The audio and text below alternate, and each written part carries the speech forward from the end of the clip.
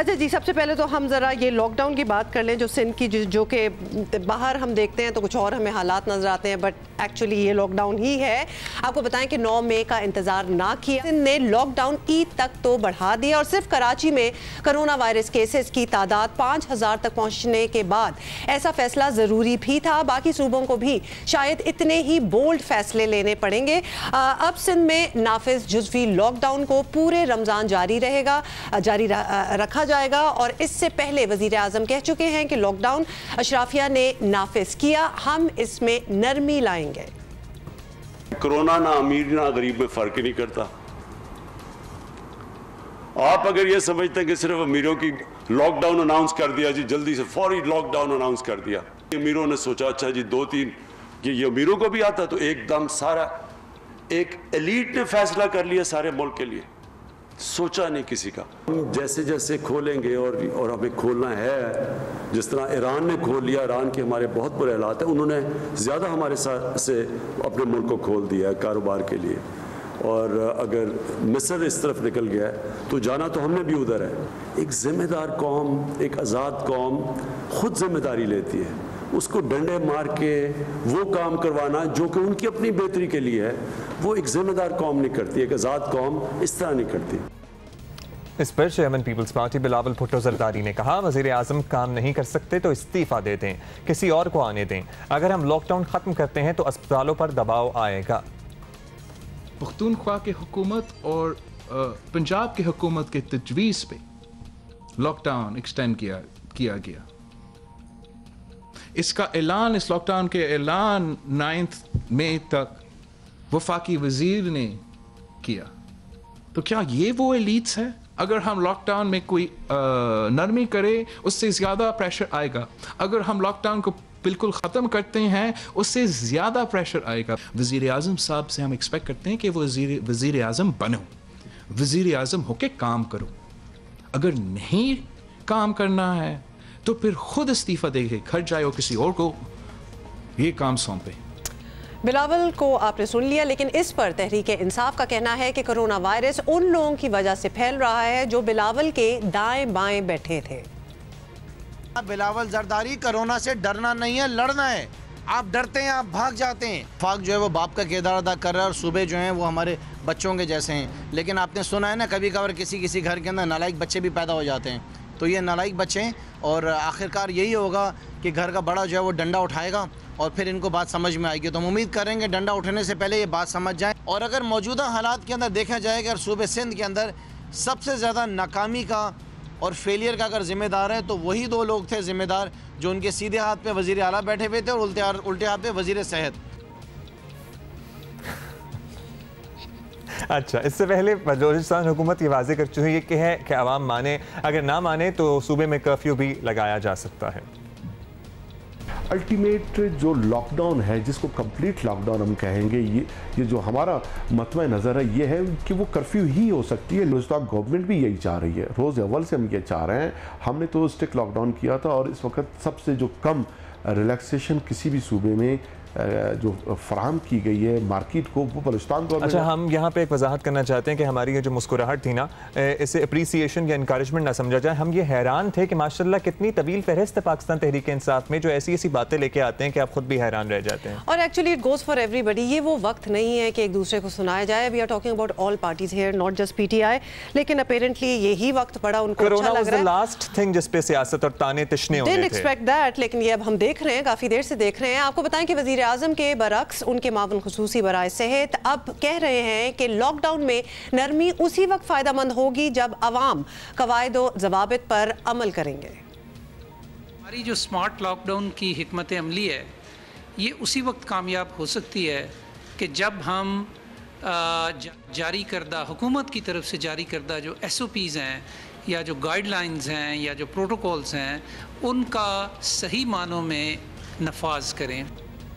खैबर पख्तूनख्वा हुकूमत पहले ही लॉकडाउन 15 मई तक बढ़ा चुकी है। हो सकता है पूरे मुल्क में ईद तक लॉकडाउन चला जाए। लेट्स सी क्या होता है। लेकिन सब सूबे और वफाक और हम भी और तमाम लोग यही कह रहे हैं कि अल्टीमेटली हम सबको अपना किरदार अदा करना बिल्कुल। डॉक्टर जफर मिर्जा की जो बात थी वो यही बात थी कि अब इतनी देर से हम बता रहे हैं कि किस तरह अपने आप को बचाया जा सकता है।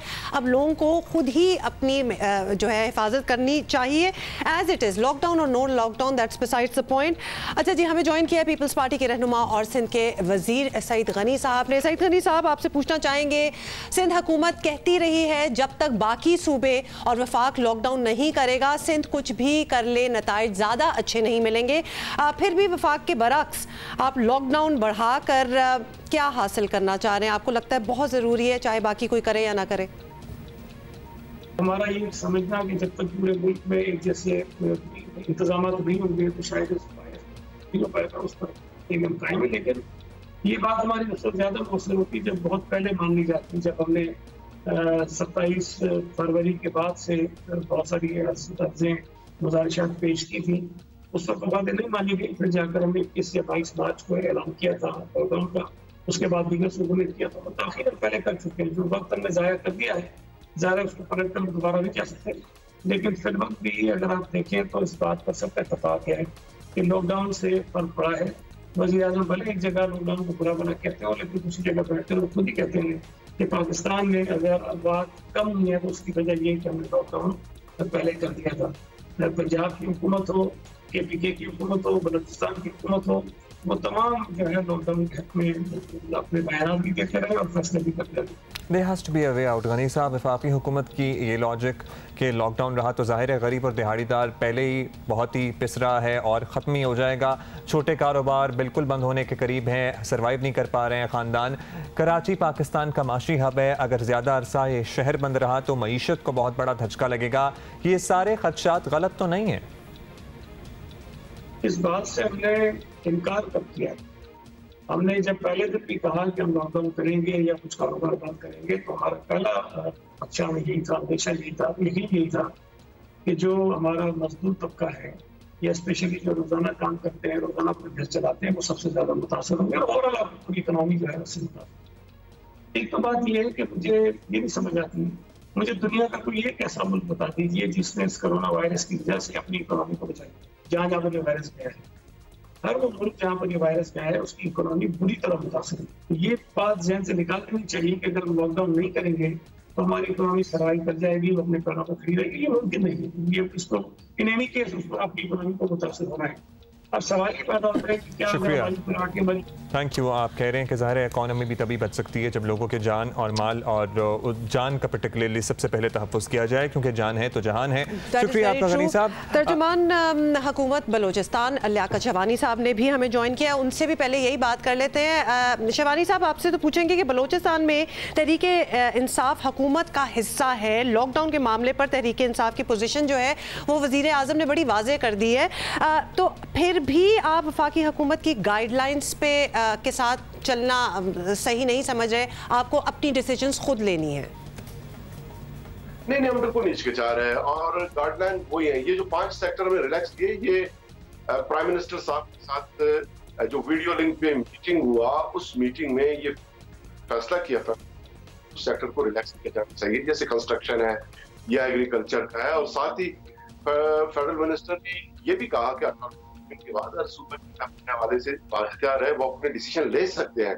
तो हमने कुछ जो है सेक्टर को फेडरल गवर्नमेंट के साथ मिलके के साथ हमने रिलैक्स किए और कुछ अपने तौर पे हम जो हमारा मारूजी और मौजूई जो हालात है, जो सब्जेक्टिव ऑब्जेक्टिव सिचुएशन है उसको हम देखते हुए ये सारे डिसीजन ले रहे हैं। और बलूचिस्तान में जो पाकिस्तान तहरीके इंसाफ के हमारे साथी हैं, कोलिशन पार्टनर हैं, वो हमारे साथ हैं। शहरी जिम्मेदारी की सभी बात कर रहे हैं। शाहवानी साहब, अगर शहरी दरख्वास्त नहीं मानते आप लोगों की, सभी हुकूमतें कह रही हैं, तो ज़ाहिर है लॉकडाउन में के अलावा तो कोई रास्ता नहीं है। क्या बंद करेंगे, कब तक बंद रखेंगे, कुछ सोचा है सिलसिले? इसको आप स्मार्ट लॉकडाउन के, लॉकडाउन के कोई भी इस्तेलाह इस्तेमाल करें, अगर आवाम ताउन करती है, SOPs को फॉलो करते हैं, तो यही जो सूरत हाल है उसको बरकरार रखेंगे। अगर आवाम ताउन नहीं करती, हमारी अपीलों गुजारिशात पे ज्यादा कान नहीं करते, तो फिर हम कंप्लीट लॉकडाउन की तरफ जाना शुरू कर देंगे। और कंप्लीट लॉकडाउन का, जैसे मैंने पहले कहा, इसके हवाले से हम बिल्कुल ये समझते हैं कि कंप्लीट लॉकडाउन जो है वो कर्फ्यू को कहा जा सकता है। और फिर कंप्लीट लॉकडाउन जाहिर है पहले तो फॉर 2 वीक्स होगा, और 2 वीक्स के बाद जो स्प्रेड है, कंट्रोल है कोरोना का, उसको मद्देनजर रखते हुए फिर मुस्तकबिल की जो है फैसले किए जा सकेंगे। शुक्रिया आपका शाहबानी साहब। क्या होता है, प्लीज़ हम बारहा यहाँ पर समझा रहे हैं सबको कि अपना किरदार आप खुद अदा करें। बाहर जा रहे हैं, वापस आ रहे हैं, हाथ धोएं, अपने आप को अच्छी तरह साफ करें, मास्क पहने, मास्क नहीं मिल रहा रुमाल बांध लें, रुमाल नहीं है स्कार्फ पहन लें, कपड़ा बांध लें, कुछ भी can I just it's not a warning but can I just say कि इसको जो भी फैसले आप लोग अभी लेंगे, इसकी जस्टिफिकेशन आपको अपने आप को भी कुछ अर्से बाद देनी होगी कि उस वक्त हमने ये फैसले क्यों किए। क्या हम किसी की सुन के ये फैसले कर रहे थे, या हमें आज़ादी थी कि हम अपने फैसले कर सकते हैं तब भी हमने नहीं किए। मतलब ये आप ज़रूर देख लें, ये कुछ देर बाद यू विल बी आंसरेबल कि ये फैसले क्यों किए गए। सो बी वेरी केयरफुल देयर। कितने खानदान हैं अब ऐसे तो इस कोरोना वायरस को अब अफसाना या फिर कोई गैर मरई चीज समझना छोड़ दें। ये हकीकत है, हमारे इर्द गिर्द लोग इससे मुतासिर हो चुके हैं। इसमें कोई शक की बात नहीं रही। Anyway we need to move on, क्योंकि और भी कुछ चीजें, और आपको पता है फिर ब्रेकिंग न्यूज आ जाती है, न्यूज कॉन्फ्रेंस आ जाती है, बहुत सी चीजें रह जाती हैं। अच्छा जी, मारूफ अमरीकी हैवीवेट जिस तरह हम जिक्र कर रहे थे, माइक टायसन एक लंबे अरसे के बाद दोबारा रिंग में उतरने के लिए तैयार हो रहे हैं। और क्या तैयार हो रहे हैं भाई, बॉक्सिंग की दुनिया में राज करने वाले माइक टायसन 15 साल बाद एक बार फिर कम बैक करने जा रहे हैं। अब्दुल्ला देख लें, मैं तो इनकी तैयारी देख के सोचूं जीत गए हैं। इनको दे दो, तकलीफ हो रही है, इनकी बेल्ट पकड़ा दो। अच्छा, ये चैरिटी के लिए Look at the speed, मतलब उनके पंचेस की आप स्पीड चेक करें। हाँ, चैरिटी के लिए मैच खेला जाएगा और आई एम श्योर इससे बहुत सारे डोनेशंस इकट्ठे होंगे और मौजूदा हालात के बायस बेघर अफराद के लिए चंदा इकट्ठा करने जा रहे हैं। तो everybody is trying to contribute in his और हर ओन वे।